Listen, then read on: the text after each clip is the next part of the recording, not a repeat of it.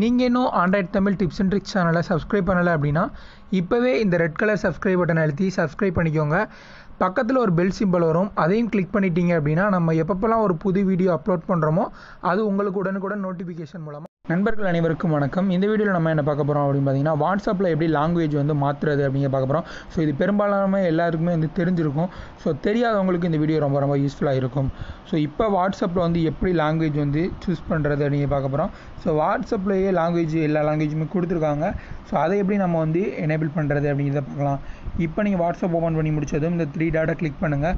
Click பண்ணிவிட்டு settings click பண்ணுங்கள். Click பண்ணதும் இந்த சார்ட்ஸ் அப்படிங்கிறத கிளிக் பண்ணுங்கள்.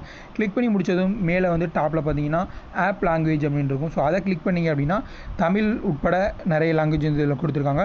ஸோ தமிழ் நான் சூஸ் பண்ணுறேன். சூஸ் பண்ணி முடிச்சதும் பார்த்தீங்கன்னா என்னோடய வாட்ஸ்அப்பில் இருக்கக்கூடிய எல்லாமே தமிழில் மாறிடும்.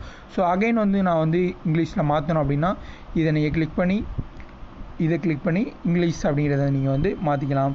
ஸோ வாட்ஸ்அப்பை பொறுத்த வரைக்கும் ஆட்டோமேட்டிக்காக இங்கிலீஷில் தான் இருக்கும்.